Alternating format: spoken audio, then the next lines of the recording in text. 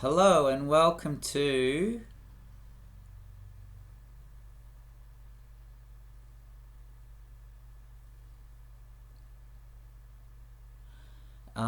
this is the second episode of my new Grail Games news show. I keep looking at the screen, not the camera.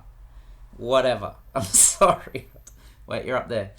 So no, I can't see myself. But so today we're going to talk more about what's happening in Grail Games world, the most wonderful world that there is. But firstly, thank you so much for watching the first episode of this 2 weeks ago.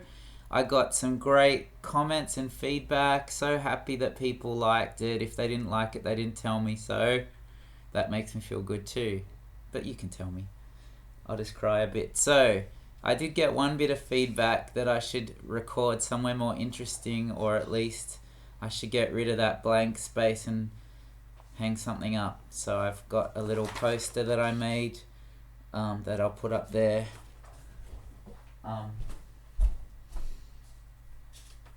There you go. So that's that one done. That comment's fixed. It's a bit little, whatever. Alright, so today we'll do a little bit of news. I don't want these things to go for 10 minutes all the time. I don't have a lot of time to watch it again. So what we'll do is I'll do a bit of news. I'm going to answer one of the questions that someone posted in the comments. And then I'll talk about what I've been playing lately, because people seem to like that. At least the 3 or 4 people that talk to me. So, alright, so news. Okay, so I just posted an update to kashgarsite.wordpress.com where I've talked about how the pre-order for Kashgar and Crisscross is going. Thanks so much if you pre-ordered the games. The factory's just been super slow. They were meant to be out 2 months ago, sent to pre-order customers and put on the boat to the shops 2 months ago. So they're finally being picked up, and Kashgar pre-order customers will be having their games packed in boxes today. Some will hopefully go out the door today, but definitely within a few days they'll all be gone on their way to you. So depending on where you live, you'll get them soon. Except if you're in Europe, the EU, because Crisscross, I was told, so I should be doing video stuff. That's Kashgar, the first game I talked about, and this is Crisscross. I talked about these in the last episode. If you want more details on what the games actually are, you should watch that video twice, probably. So, what am I talking about? So this game I thought was done. I thought it was waiting for this game, but it wasn't. It wasn't done. So this game is going to be done next week, and then they'll be picked up a few days after that. The problem with this is, so pre-order customers of this will get it separate to Kashgar. They'll get it a bit after. Sorry about that. But the EU customers, to send this to the EU by a plane costs a lot. So it's waiting for these so they can go together to try and save some money. I thought these were done. So, so the guys and girls in the EU who are getting one or this especially, are going to have to wait for this. Hopefully in a couple of weeks you'll have the games posted to you from within the EU. Yeah. Now, Stevenson's Rocket is going to be delayed as well. At this point, based on the track record, so King's Road was a couple of months late. Crisscross and Kashgar are going to be a couple of months late. Stevenson's Rocket, I assume, will be a couple of months late, but it's hard to get an exact date. It's in production. It's going to happen. It's just how it is. By the way, so you know, if you've pre-ordered or kickstarted any of these games in Stevenson's Rocket, even though you're having to wait a bit longer than what I originally advertised as being the date, you're still going to get them about 2 months before anyone else, so that's something. And cheaper too, so I apologise, but that's the pluses you get for the negatives. I don't really want to dwell on it, but I will say I certainly feel like I'm being held at ransom by the factory a bit, and I'm not going to name them and shame. I'm not throwing anyone under a bus. I assume it's just bad luck mixed with some mistakes. We've all made mistakes, except for, we've all made mistakes. So I'm just waiting. I mean, this was meant to pay for this, which was meant to pay for Rocket, which was meant to pay for Yellow and Yangtze. Now they're all coming out in a big shmush. So it's not great for me either. It's just the way it is. I've been talking to some people around and about, and it's not just Grail Games that this manufacturer is delaying. It's a lot of people. There's some big issues there. By the way, Yellow and Yangtze, I had to go with a different factory, different company, because I had to make sure it was going to be done on time, and it's looking good. Hopefully that's still July-ish, August. Right. I was going to talk this time about what's coming after those games, but I don't think it's appropriate. I think we have to get these games done and out there for people who have paid money for them already. But I'll maybe talk about that next week. So that's it for the news, because I want to keep this short. But I asked last time if you had questions for me to ask, and I actually got a couple. One is, oh gosh, hang on. One I'm going to answer now is some trials and what did they say? Could you share with us what it's like to be a small publisher, a small board game publisher? And I'll talk about that. The second thing was what? Oh gosh, I'm sorry, but anyway, could you go through your processes and show us work in progress and all that stuff? And I'd love to do that, but that's a bit bigger and harder for something in a 10-minute video. So I'm going to think about that, and we'll do that maybe in a week or two if I get the energy. But yeah, great idea. So today I just wanted to quickly in this Q&A session talk about now I've forgotten again. Some trials and tribulations with being a small publisher. And I don't want to be negative, so I'm not going to talk much about it. Actually, that was a bad preface. It's not all negative anyway. But but it's a lot negative. Alright, so I'll just sum up a few things firstly, I don't want to sound like a whinger. It's fun. It's good to be a publisher. It's been a great experience. So so it's positive. There's positive in the air. There's positivity. There's positiveness. There's great stuff, pluses, right? But that's not very interesting. So I'll talk about the negatives. I don't know. So here are some negatives. Firstly, no one knows you exist. I don't have a marketing department or a PR department. It's just me, and I don't have a lot of money to spend on advertising and stuff. So it's hard to get the word out that games are there and that games are good. So I have to do things like that. So please buy all the games and show them to your friends and kiss them and love them. The games, not your friends. And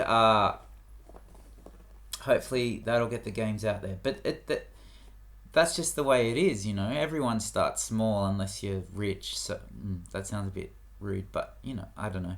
If you got a lot of money, you can set up a company and be bigger from the beginning, I think. I don't know. But everyone starts small, we'll say that.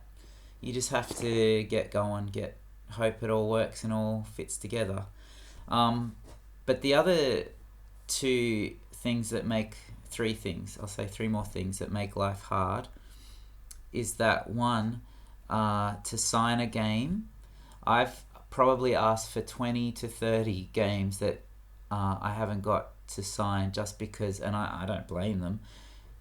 Designers want to go for a bigger company. They hold out hoping that a bigger company will sign their games because that means more copies, more royalties, and more exposure, of course. So these are games that I mean from Asia or Australia, other countries that the games have already been released, but I want to do an English edition, and they will say no. And that dovetails, whatever that means, into the second of three more things. The second more thing is that I know that I have been used as leverage to help bigger companies sign some of these things. So I might say to a company, I'd love this game. Could you please consider allowing Grail Games to make an English edition? And they'll say yes, or they'll say we'll get back to you, or they'll say nothing. And then a month later, you hear that another company signed it. And I think that's because often designers or potential partners want to know how many copies you're going to do, what the pricing of the game will be, all this stuff. And then they can go to another place and say, look, this guy wants to give this and that. Would you give us more? And that's just business. I'm not cross. That's just the way it is. But that's an annoying thing. And some of the games that have been hits, I would have loved to have actually gotten the potential to do. But would they have been hits if I'd done them? Don't know. It's just how it is. And the third thing is being in Australia. That really makes things hard. Yes, we've got the internet. Yes, we've got Kickstarter. Apparently, these things exist. So, you know, it's easier to get relationships and stuff. But there's not so Australia's 22 million people, but spread out over something the size of America, US, just the states on the continent, whatever that is called. And so, of course, there are gamers here. Of course, there are designers here, and there's a couple of publishers as well. But everything's spread out. There's only a couple of distributors of note.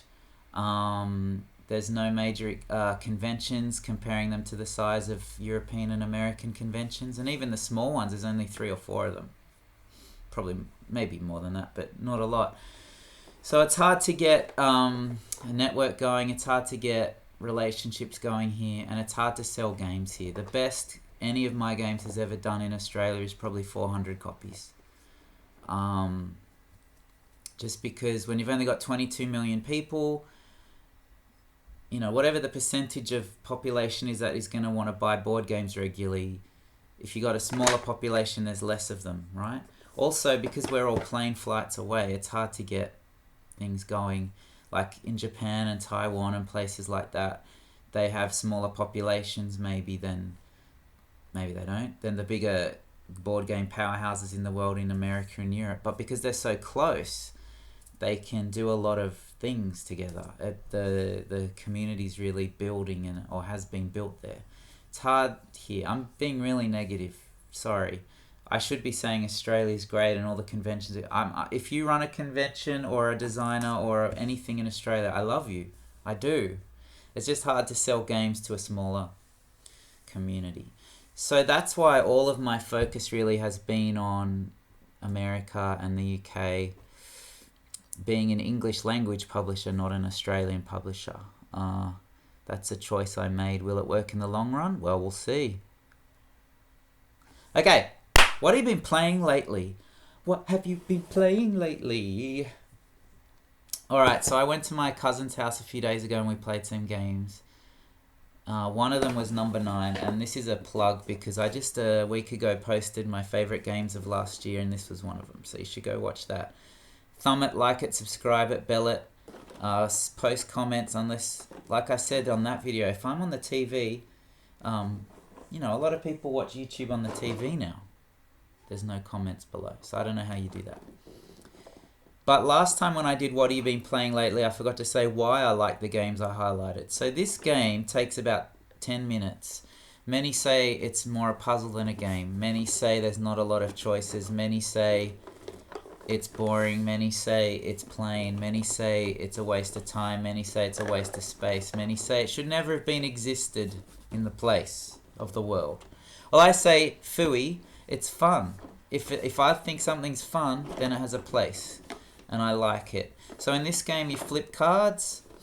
There's 0 to 9 on these cards twice. You grab that tile that comes out. I'm going to sneeze. And you place it. Everything on the ground floor is 0 points. Everything on the first floor is face value. Everything on the second floor is double value. Everything on the third floor is 3 times value, and so on. And you try and make the best thing. I just realized why maybe people... You know, it's all fallen apart now. All the bits have come out of the box. In Australia, right? Oh my god. Why do I hold up games and spin them around? I don't know what I'm doing here. In Australia, we got these things called ground floors, right? When you go in a building, the ground floor, the floor on the ground is a ground floor. That is not the first floor for us. That's 0 in a sense. So that's why the scoring makes sense. But I think a lot of people in the United States, I don't know where else they have first floors or the ground floors. It's a bit confusing to score, but it's alright to score. You just got to be good at adding up. Okay, another game that I've been playing recently, I've played a couple of games of this, is Schottentotten. This is the new Yellow edition. That's the name of the company, Yellow. This is Battle Line's original flavour. It's Scottish clans, I guess, warring. And so the difference between Battle Line and this is Schottentotten originally didn't have the tactics cards, which are sort of special effects cards. This edition has them, but it's in the rules as an option and how to do it with or without. And I must say I prefer it without. Just the straight game. And what is the straight game, you ask, if you don't know? So there's a number of stones you're trying to win, these Scottish stones. And you win them by playing cards against the stones on your side. And if someone, once there's 3 cards on each side, usually, you can determine the winner. And the winner is based on a ranking, sort of like a poker system, where like a straight flush is better than a 3 of a kind, is better than a 3 of anything, and so on. But it's really, really clever. It gives a bit of a Lost Cities vibe if you've played that when you don't use the tactics cards. It's just mano e mano, e womano, just going for Scottish stones. Yeah. How else can I explain it? Very simple, very quick, 2-player only game that's very challenging to master, but lots of fun. It's just, this is the precursor to a lot of, with Lost Cities that Knizia also designed, to a lot of 2-player games that have become classics now. I really love that tension you get in a 2-player game. It's just me against you against the game, with the game. Right. So that's what I've been playing lately, I guess. By the way, at my cousin's house, we recorded another video. He wanted, well, we did it. I don't know. But I'll probably post it, but it's going to look way better than this because he actually edits and uses sound effects and captions and stuff. You'll see that in a few days if I ever get around to uploading it. I think that's it. So subscribe, bell, ring the bell, comments, ratings, everything on YouTube you can do that's around the screen, or if you're not on the app, go get on the app and then watch this again, get it another view, and then do all that stuff. Thanks for coming. It's been great to have you here. Kings Road out now. Buy 20 copies.